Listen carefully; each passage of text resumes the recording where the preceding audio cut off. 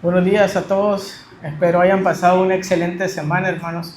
Qué bueno verle. Gracias a Dios por este tiempo que nos regala, ¿verdad? Que podemos venir, reunirnos libremente y poder escuchar su palabra y meditar en ella.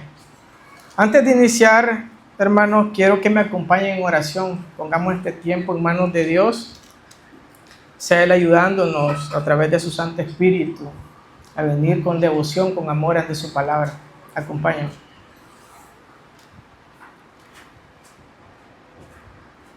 Gracias, gracias Señor. Estamos tan agradecidos, Señor, por tu amor, por tu bondad, por este precioso tiempo que nos regalas, Padre. Solo el hecho de respirar, el hecho de abrir nuestros ojos cada día, Señor, es muestra de nuestra misericordia, es muestra de tu amor inagotable que nos ha alcanzado. Señor, hoy venimos ante ti, Señor, a rogarte por este tiempo. Te ruego, Señor, que uses a este su siervo, Señor, que muchas veces quizás es torpe, quizás no tiene la capacidad, Señor. Úsalo, Señor, para predicar tu palabra con denuedo, con amor, con tu poder, Señor. Esa palabra inalterada. Ayúdame, Señor, te lo ruego. También le pido por cada uno de mis hermanos que están hoy acá. Dale un corazón sensible a tu presencia, Señor.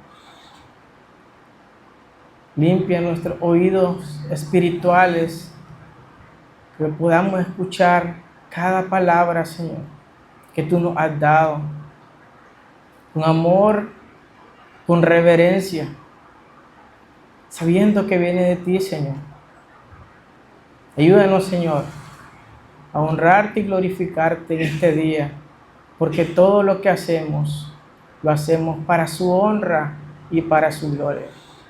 Y todo esto se lo pedimos en el nombre de su amor, Jesucristo.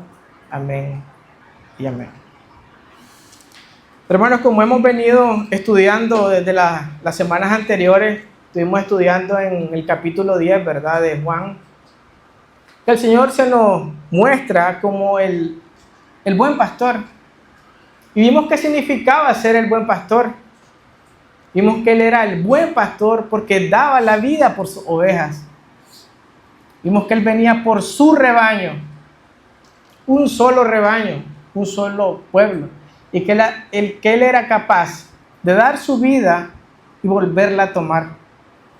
Ahora llegamos, hermano, al versículo 22. Vamos a estar estudiando del versículo 22 al versículo 42, siempre en Juan 10.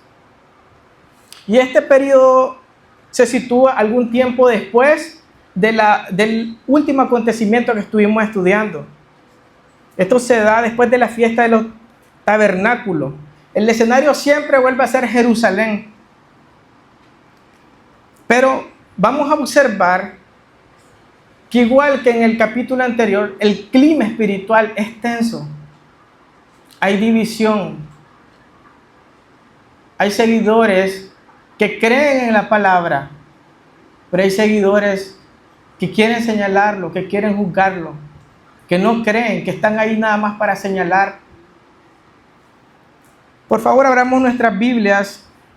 Acompáñenme a leer Juan 10, del versículo 22 al versículo 42. Juan 10, del versículo 22 al versículo 42. Y dice así la palabra de Dios. Jesús afirma ser el Hijo de Dios. Ya era invierno y Jesús estaba en Jerusalén durante el tiempo de Hanukkah, el festival de la dedicación. Se encontraba en el templo caminando por la parte conocida como el pórtico de Salomón. La gente lo rodeó y le preguntó: ¿hasta cuándo nos tendrás en suspenso? Si tú eres el Mesías, dínoslo sin rodeos. Jesús le contestó: Yo ya les dije y ustedes no me creen. La prueba es la obra que hago en nombre de mi Padre. Pero ustedes no me creen porque no son mis ovejas. Mis ovejas escuchan mi voz, yo las conozco y ellas me siguen. Les doy vida eterna y nunca perecerán. Nadie puede quitármelas, porque mi Padre me las ha dado y Él es más poderoso que todos. Nadie puede quitarlas de la mano del Padre. El Padre y yo somos uno. Una vez más, la gente tomó piedras para matarlo. Jesús dijo: bajo la dirección de mi Padre he realizado muchas buenas acciones. ¿Por cuál de todas ellas me van a apedrear? No te apedrearemos por ninguna buena acción, sino por blasfemia, contestaron. ¿Tú, un hombre común y corriente, afirmas ser Dios? Jesús respondió: en sus propias escrituras está registrado que Dios les dijo a ciertos líderes del pueblo: yo digo que ustedes son dioses, y ustedes bien saben que las escrituras no pueden ser modificadas. Así que si a las personas que recibieron el mensaje de Dios se les llamó dioses, ¿por qué ustedes me acusan de blasfemar cuando digo soy el Hijo de Dios? Después de todo, el Padre me separó y me envió al mundo. No me crean a menos que lleve a cabo las obras de mi Padre. Pero si hago su trabajo, entonces crean en las obras milagrosas que he hecho. Aunque no me crean a mí, entonces sabrán y entenderán que el Padre está en mí y yo estoy en el Padre. Una vez más trataron de arrestarlo, pero él se escapó y los dejó. Se fue al otro lado del río Jordán, cerca del lugar donde Juan bautizaba al principio, y se quedó un tiempo ahí, y muchos lo siguieron. Juan no hacía señales milagrosas, se comentaban unos a otros, pero todo lo que dijo acerca de este hombre resultó ser cierto, y muchos de los que estaban ahí creyeron en Jesús. Amén. Hermano Juan, el apóstol Juan nos sitúa acá en la fiesta de la dedicación, la que se conoce hoy como Hanukkah. Este hecho se celebra esto se dio en el período intertestamentario. Esto abarca aproximadamente 400 años entre el Antiguo y el Nuevo Testamento, ¿verdad? Y se da porque el rey Antíoco, rey sirio, intentó imponer la cultura griega al pueblo judío. Él conquistó Judea, los judíos, vino y quiso imponer la cultura griega. Esto lo podemos ver en el libro de Apócrifo. Aunque no es canónico, hermano, sí aporta un contexto histórico, este libro como tal. Y este rey profanó el templo de manera brutal. Dice que él mató un cerdo, esparció la sangre dentro del templo, profanó el templo de Dios. Pero posteriormente Judas Macabeo, ese líder, logró derrocarlo, ¿verdad? Y aquí es donde viene la celebración de la fiesta de la dedicación, porque dedicaron de vuelta el templo de Dios a él como tal, después de la profanación que se dio, ¿verdad? Entonces vemos que ellos celebran este día de Hanukkah bajo el liderazgo de Judas Macabeo en su tiempo, ¿verdad? Y la palabra nos dice que era en invierno. Y dice que Jesucristo se encontraba en el pórtico de Salomón. Habían dos grandes columnas y estaba entechado. La palabra nos dice que era en invierno. Posiblemente era un periodo que había lluvia. Entonces era un lugar donde se reunían a recibir la palabra. Pero nos dice Juan 10:24 que se acercan los judíos y los rodearon. Cuando habla que los rodearon, hermano, se hace o se ve como cuando una pandilla rodea a una persona con el propósito de señalarla, de ultrajarla. Dice que lo rodearon. Ellos estaban muy enojados. Recuerden que lo estaban siguiendo al Señor Jesucristo. Ellos ya habían visto todo lo que Él hacía, los líderes religiosos y otros, pero lo señalaban aún a pesar de todo lo que Él había hecho. Y Juan 10:24 nos dice: ¿hasta cuándo nos tendrás en suspenso? Le preguntan. Si tú eres el Mesías, dínoslo sin rodeos. La Reina Valera lo traduce como: ¿hasta cuándo nos turbarás el alma? Si tú eres el Cristo, dínoslos abiertamente. Aquí, si vemos solo esa parte del texto, podríamos decir, quizás lo estaban buscando ellos para saber si realmente Él era el Mesías y venir a sus pies y adorarlo. Pero no, hermano. Lo que vemos, la respuesta de Jesucristo nos dice que era todo lo contrario. Y esto nos conduce directamente a la primera gran verdad del pasaje. La incredulidad revela corazones que rechazan la luz. Como les decía, a simple vista, podemos creer que le estaban preguntando con un propósito puro, querer saber si realmente el Señor Jesucristo era el Mesías. Pero vemos que la respuesta del Señor es muy clara y sobria y nos dice, yo ya les dije y ustedes no me creen. La prueba es la obra que hago en nombre de mi Padre. Aquí note la fuerza de esta afirmación. Yo ya les dije, pero ustedes no me creen. No era primera vez que Él lo decía. Estuvimos viendo los capítulos anteriores y vemos cómo Él mostró que todas las obras que Él hacía eran en nombre de su Padre. Eran evidencia que Él era Dios mismo, el Mesías, Dios encarnado. Vimos que convirtió el agua en vino. Vimos también que Él sanó a paralítico. Estuvimos estudiando que sanó al ciego. Caminó sobre las aguas. Todos esos hechos sucedieron antes de este incidente. Aún así, ellos no creían. Ellos dudaban. El propósito no era algo puro. Pero el Señor añade una declaración aún más penetrante. Dice, pero ustedes no me creen porque no son mis ovejas. Había incredulidad, pero también nos dice que ellos no creían porque no eran sus ovejas. Hermano, Él no dice, no son mis ovejas porque no creen. Él dice, no creen porque no son mis ovejas. Hermano, esto revela que la incredulidad aquí no es simplemente falta de información. Ellos tenían suficiente información. Ellos habían visto todo lo que el Señor había hecho, sino la manifestación de una condición espiritual más profunda. Las personas que rodeaban a Jesucristo acá denota la condición humana que teníamos tú y yo antes de venir a Cristo. Un corazón endurecido. Toda nuestra vida estaba afectada por el pecado que no había sido perdonado.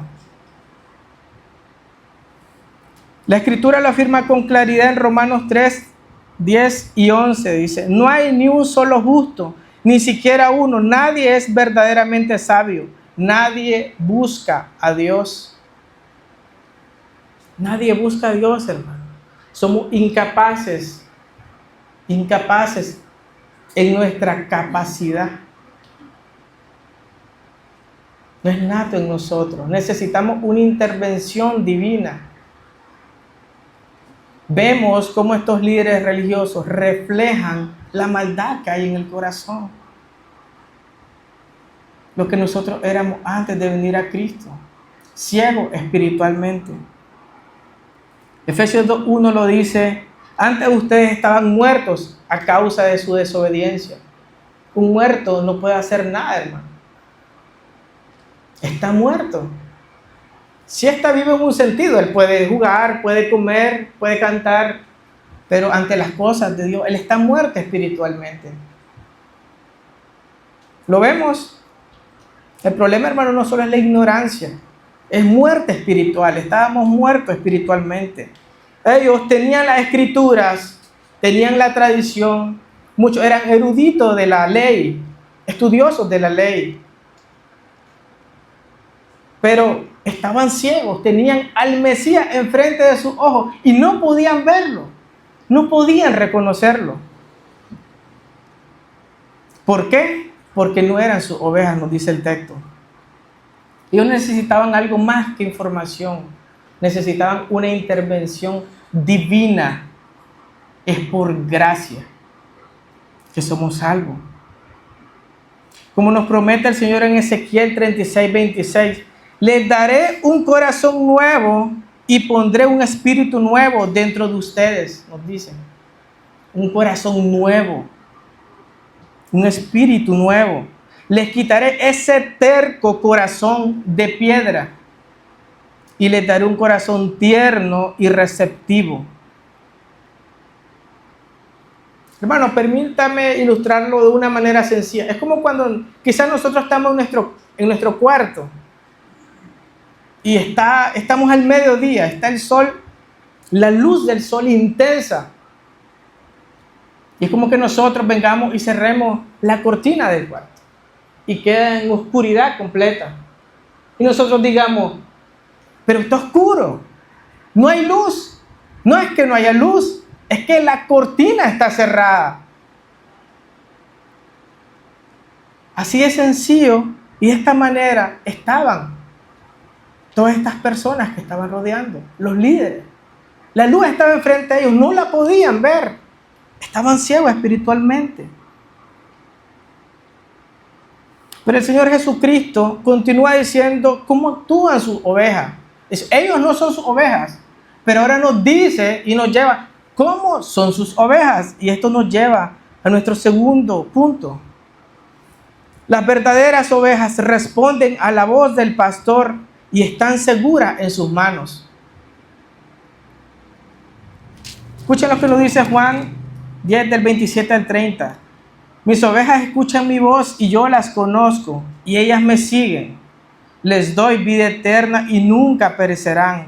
Nadie puede quitármelas porque mi Padre me las ha dado y Él es más poderoso que todos. Nadie puede quitarlas de la mano del Padre. El Padre y yo somos uno. Primero, la primera definición de sus ovejas es que dice que escuchan su voz. Las ovejas escuchamos su voz. Esta es una radiografía de cómo es realmente un creyente. Cuando habla de escuchar, no solamente es oír sonidos como cuando pasa un pajarito. No, ¿verdad? Es escuchar con atención la voz, identificarla. Es oír con reconocimiento y responder con obediencia. Al oír, nosotros respondemos con obediencia ante nuestro Señor y Dios. No solo es información religiosa, es reconocer la voz del pastor. Hermano, cuando antes de venir a Cristo, no sé si les pasó a muchos, pero alguien nos predicaba, alguien nos hablaba del Señor, y por más que nos predicaran el Evangelio, estábamos como sordos, éramos apáticos. Primeramente, posiblemente no queríamos apartarnos del pecado en el que vivíamos, pero éramos ciegos espiritualmente. Muchos se nos acercaban, quizás a algunos les ha pasado. Nos hablaban del Señor y éramos apáticos, indiferentes al Evangelio. Tuvo que venir Dios y encontrarnos. Siempre recuerdo esto, hermano. Dios nos encontró. No nosotros a Él. ¿Quiénes eran los perdidos? ¿Quién era el que estaba perdido? Éramos nosotros, no era Él. Él nos encontró a nosotros. En su misericordia, en su bondad. Pero esto, hermano, tengamos cuidado. Porque hay una línea muy fina. Cuando decimos que Él nos encontró, eso no nos exime de nuestra responsabilidad. Y eso lo vemos a lo largo de todas las Escrituras. Nosotros somos responsables de creer. Nadie va a poder ir el día del juicio y presentarse ante el juez, ante nuestro Señor y decir, no, yo no fui culpable. O voltear a ver al lado. Eso no va a suceder. Nosotros vamos a ser responsables de todo lo que hayamos hecho. También nos dice que Él las conoce, como lo vimos la semana pasada. El verbo que se utiliza acá para conocer es ginosco. Y no se refiere simplemente, como dijimos, a tener información intelectual, como cuando decimos, yo conozco a esta persona, sí la he visto.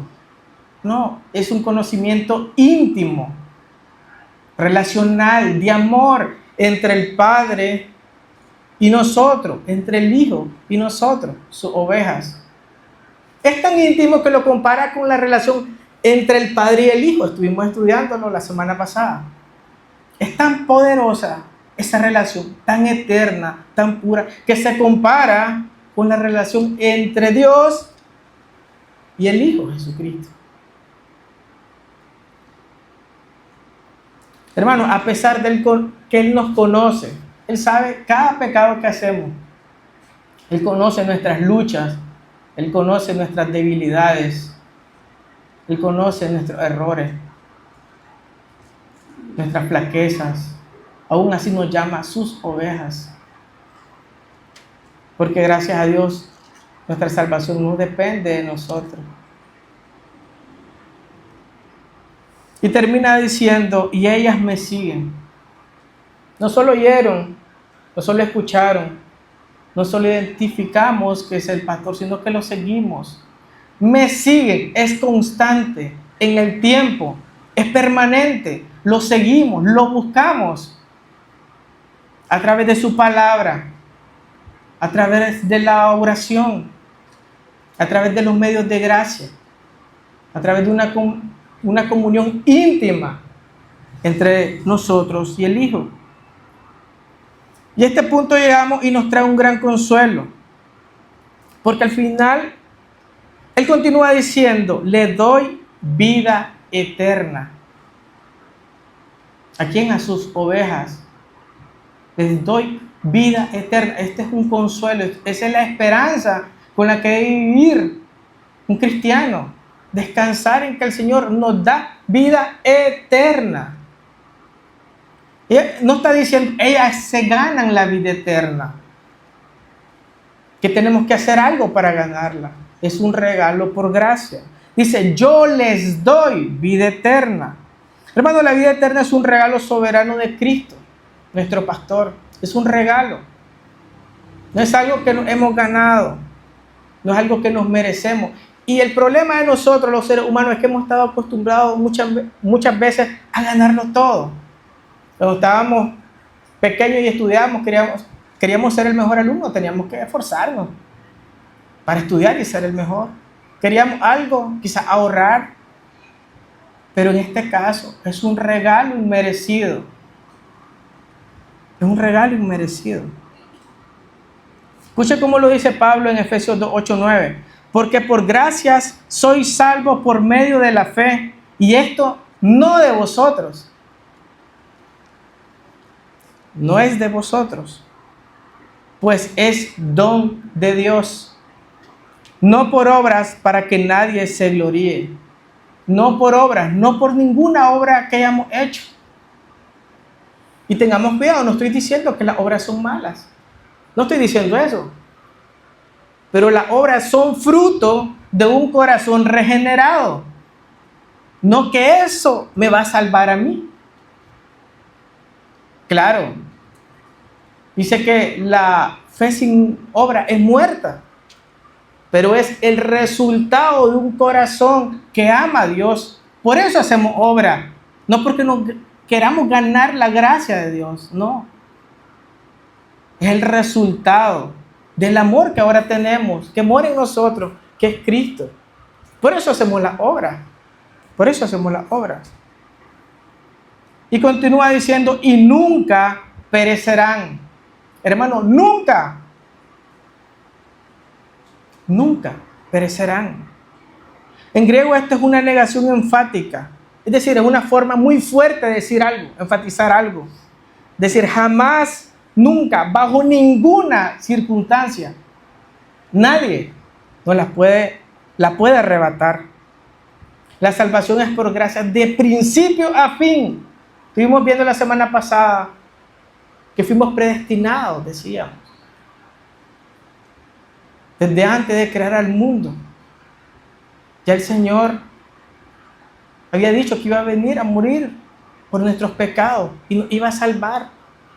Él conoce a cada una de sus ovejas por su nombre. Y aquí llegamos a la preciosa doctrina de la preservación de los creyentes.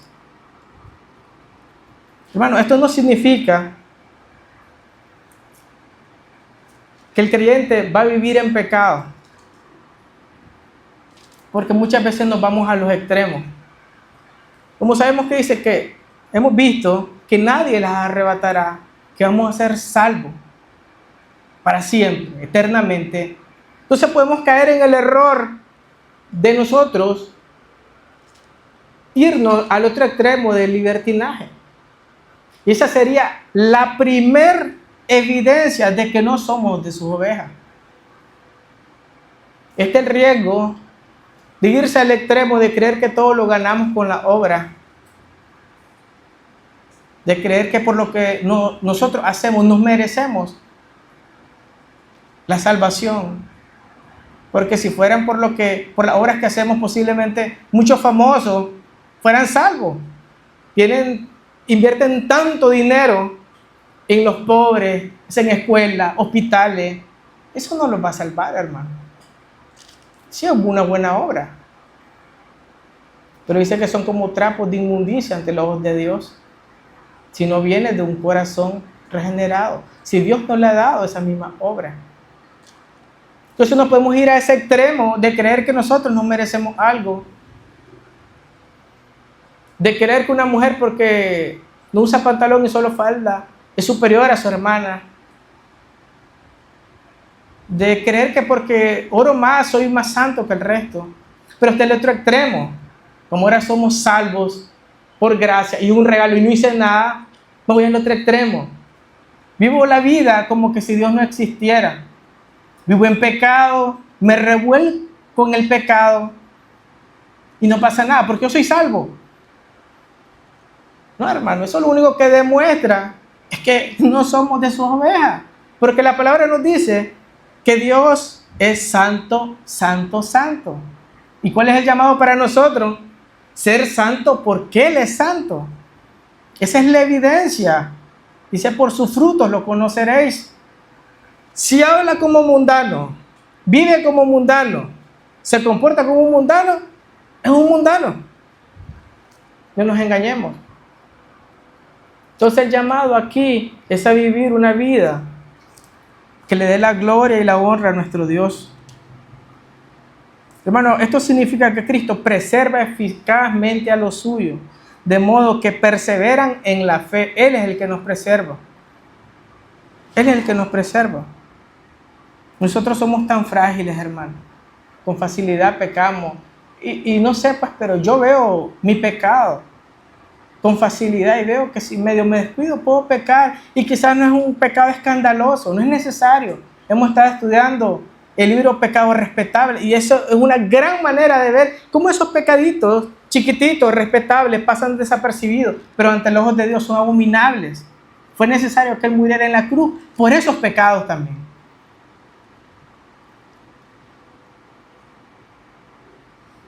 Pero el Señor Jesús intensifica su promesa y continúa diciendo, nadie puede quitármela porque mi Padre me las ha dado y Él es más poderoso que todos. Nadie puede quitármela de las manos del Padre. Nadie puede quitármela. Nadie. Esta idea es gloriosa, hermano. Aquí el verbo implica arrebatar con fuerza. Nadie puede quitármela. El mismo Señor Jesucristo también lo recuerda en Juan 6:39 y dice, y la voluntad de Dios es que yo no pierda ni a uno solo de todos los que Él me dio, sino que los resucite en el día final. Pues la voluntad de mi Padre es que todos los que vean a su Hijo y crean en Él tengan vida eterna y yo los resucitaré en el día final. Ese es el anhelo.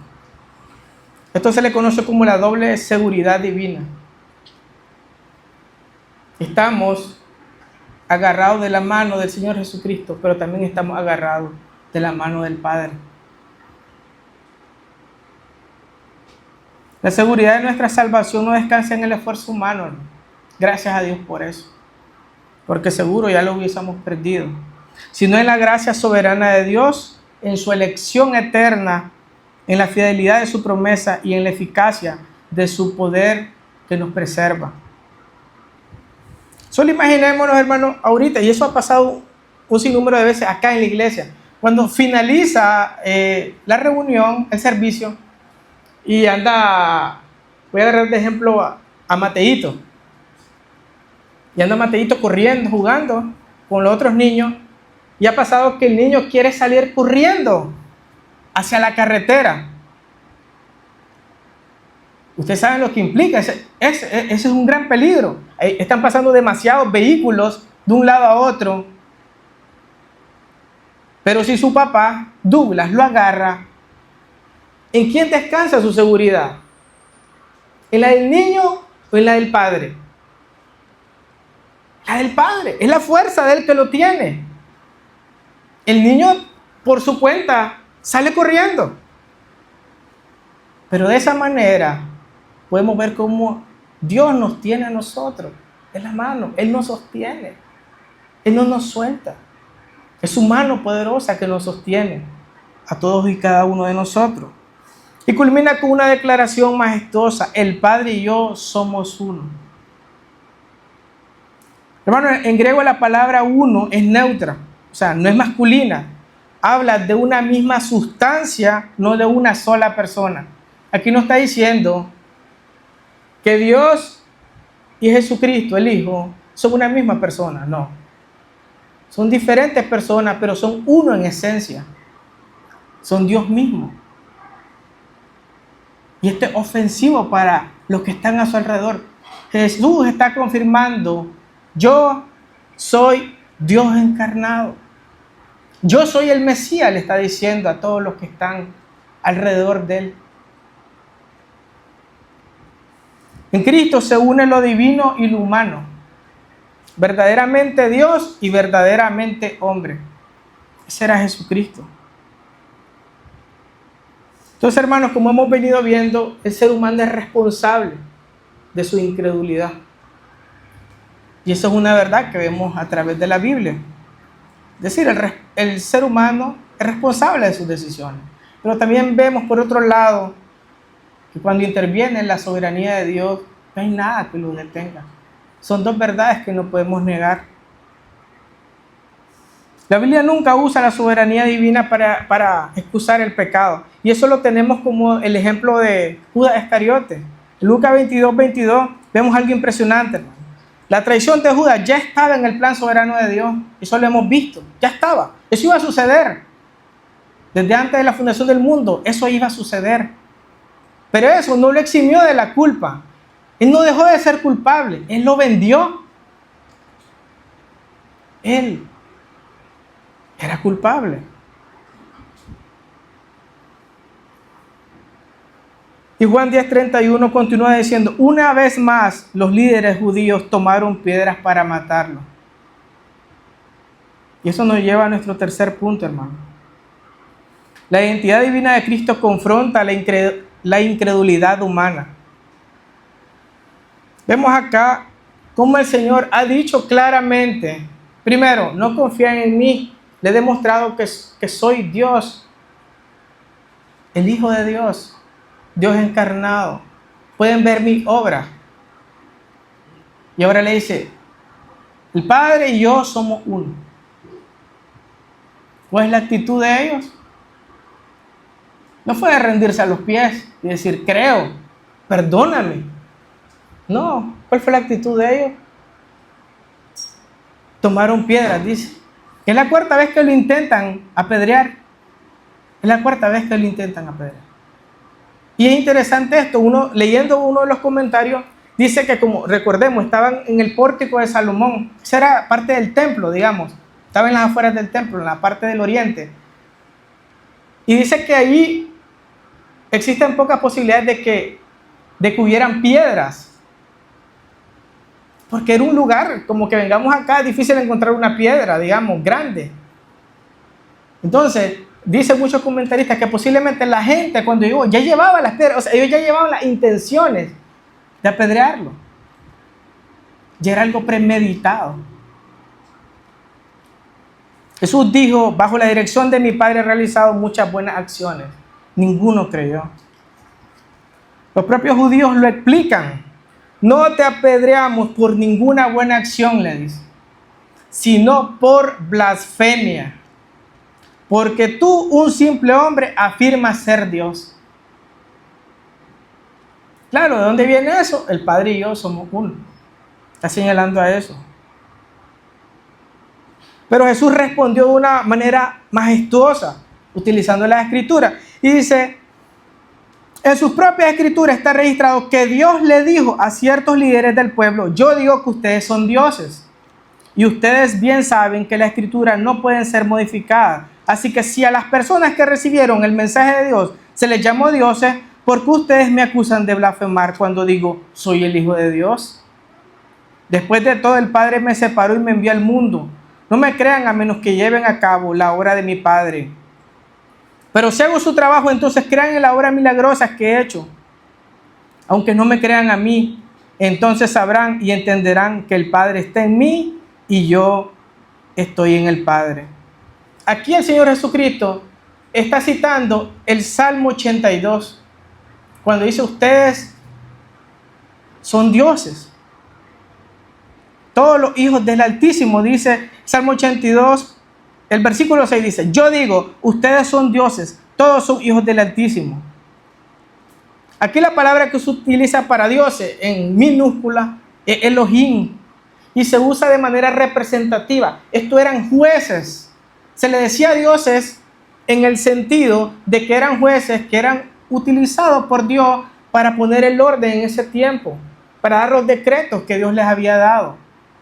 No está diciendo que ellos eran dioses en sí, refiriéndose a poder, porque el mismo versículo, en el siguiente, en el versículo 7 del Salmo 82 dice, pero morirán como simples mortales.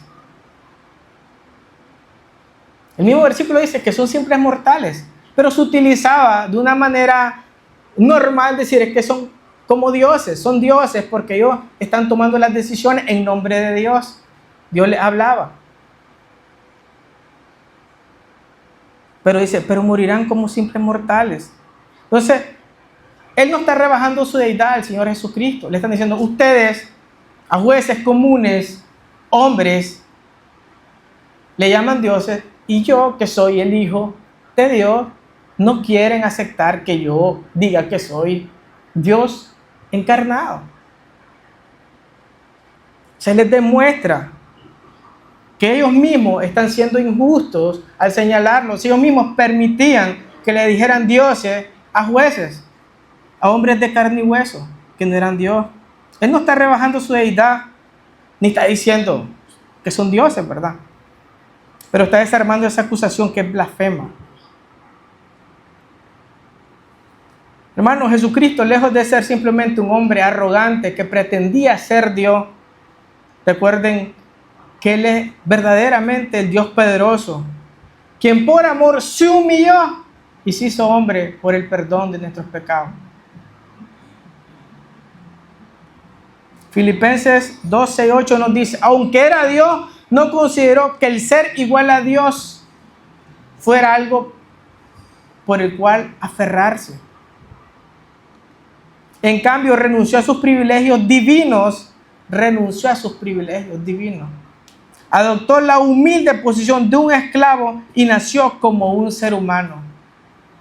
Solo el hecho de humanizarse era una humillación para la deidad de Dios. Pero aún así, por amor, se hizo hombre. Era necesario que Él se hiciera hombre y como hombre muriera en una cruz por el perdón de mis pecados y sus pecados. Era necesario que Él fuera hombre. Y esto nos lleva a nuestro cuarto punto, hermano. El propósito soberano de Dios avanza en medio del rechazo humano.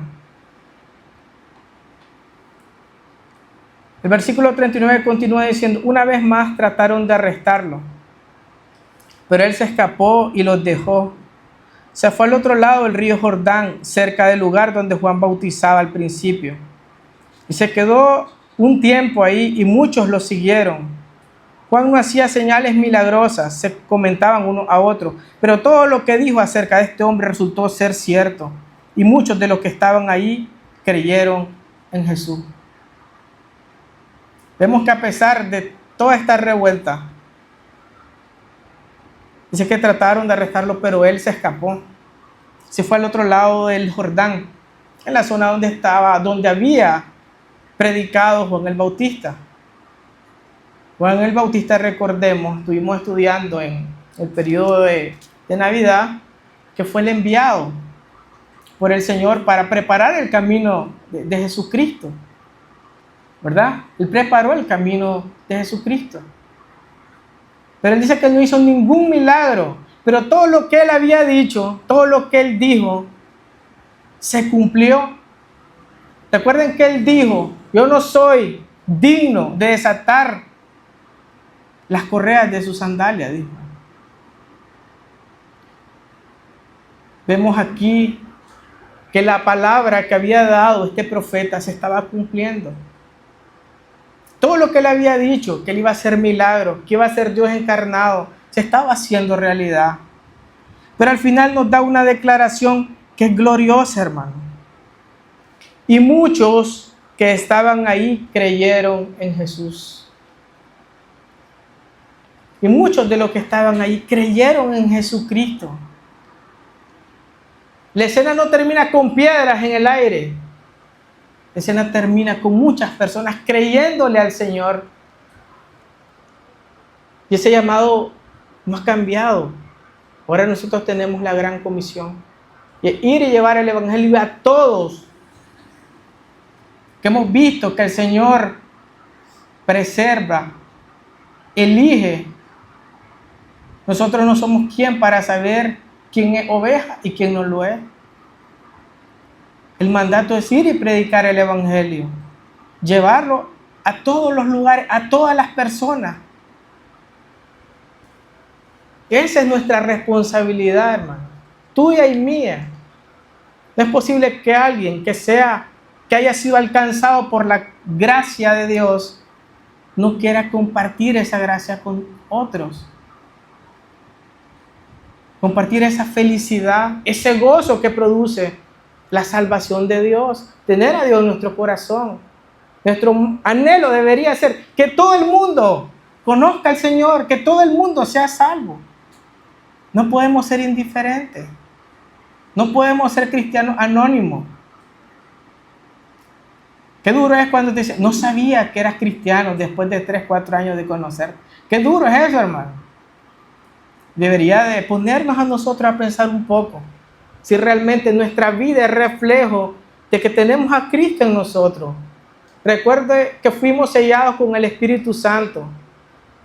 Ese es el sello que tenemos todos los cristianos. Tenemos al Espíritu Santo en nosotros. Él nos guía, nos redarguye, nos santifica.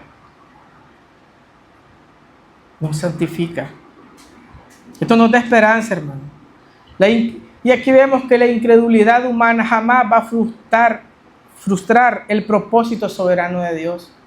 No lo puede frustrar. No se puede frustrar porque es Dios mismo, el Todopoderoso. Entonces vemos que muchos rechazan voluntariamente, pero muchos creen también.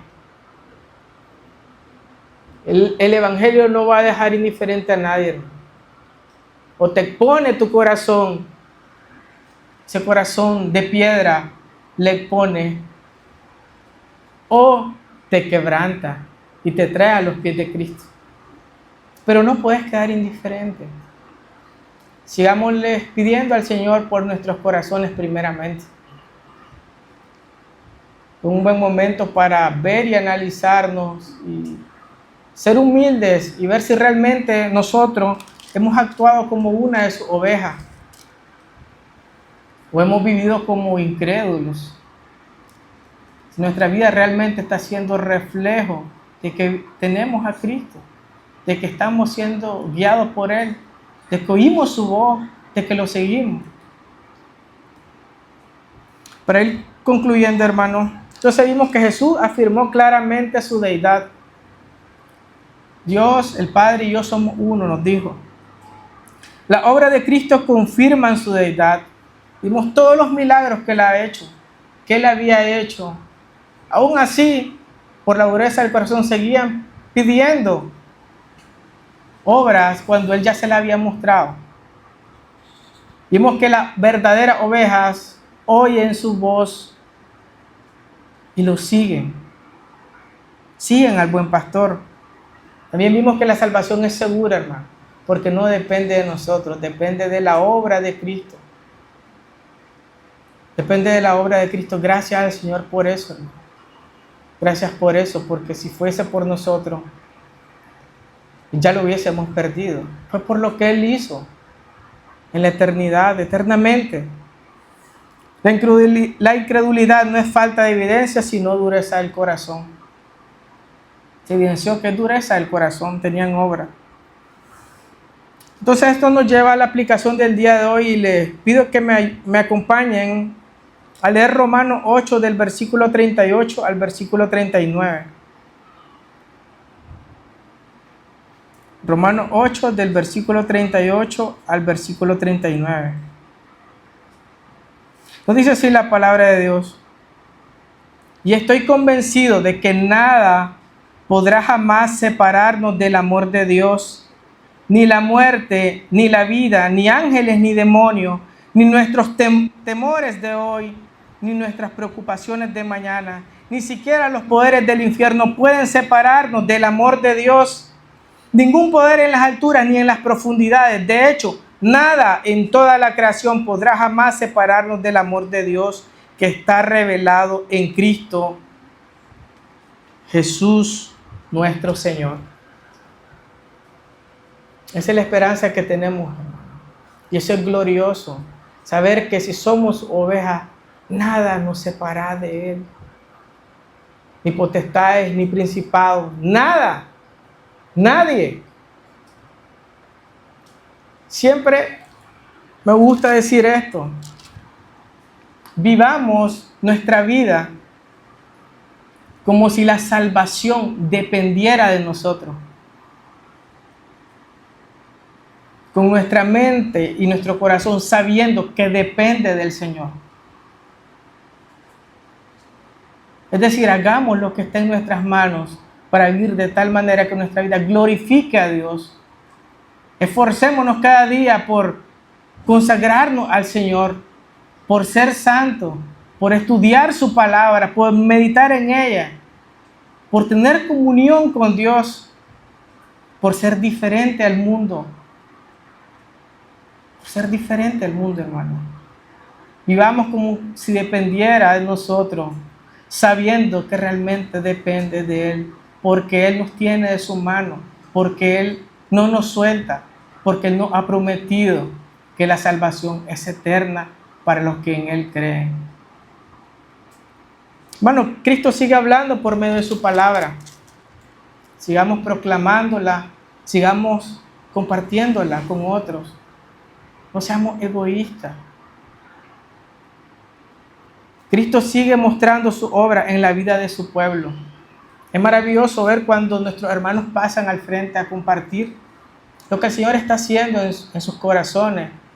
Ver que muchas veces estamos luchando con algo duro, doloroso, sufrimientos, enfermedades, pero saber que están confiando en el Señor, que el Señor le da la paz que necesitan, que descansan en Él sin queja, sino con un corazón agradecido. Hermano, Cristo sigue ofreciendo vida eterna y seguridad absoluta. Compartamos el Evangelio. Si alguien acá realmente reconoce que no ha buscado honestamente del Señor, que su vida realmente ha sido de manera superficial, les digo, hoy, hermano, no es mañana, no seamos arrogantes. No sabemos si mañana vamos a amanecer vivos. Es hoy. Vengamos a los pies de Cristo. Vengamos a los pies de Cristo. Él es nuestro pastor, nuestro buen pastor, nuestro Salvador. En Él confiamos, en Él descansamos. Amén. Acompáñenme a orar. Gracias, majestuoso y maravilloso Rey de Gloria. Gracias por esta palabra, Señor,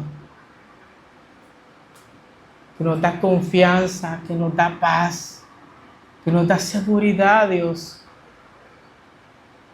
Saber que descansamos en tus manos, Señor, es glorioso. Saber que tú nos escogiste, Señor, aún sabiendo nuestra condición, nuestro pecado, es glorioso, Señor. Cuánto amor has tenido por cada uno de nosotros, Padre. A pesar de lo que éramos, nos apartaste, nos encontraste. Y hoy nos abrazas con tu amor inagotable. Señor, le ruego que nos dé corazones cada día más sensibles a tu presencia, Señor. Corazones que anhelen vivir en comunión contigo. Perdónanos, Señor, porque somos frágiles, porque nuestra mirada muchas veces se desvía fácilmente con este mundo, Señor. Perdónanos, Señor, y ayúdanos a vivir de tal manera que seamos reflejos de tu gloria. Ruego, Señor, que si hay aquí alguien que aún no lo conoce, te ruego, Señor, que tengas misericordia de esa persona, Señor. Tu palabra dice que tú cambias los corazones, tú los transformas. Da uno de carne, Señor. Da vida a los muertos. Ten misericordia. Ten misericordia como la has tenido con cada uno de nosotros, Padre. Le ruego que esta palabra que hoy nos has dado lo bajes a lo más profundo de nuestro ser, Señor. Que no quede solo en nuestras cabezas, en nuestro oído. Que baje a lo más profundo de nuestro ser. Que se haga vida en nosotros. Gracias, Señor. Todo esto se lo pedimos en el nombre de su amado Jesucristo. Amén. Y amén.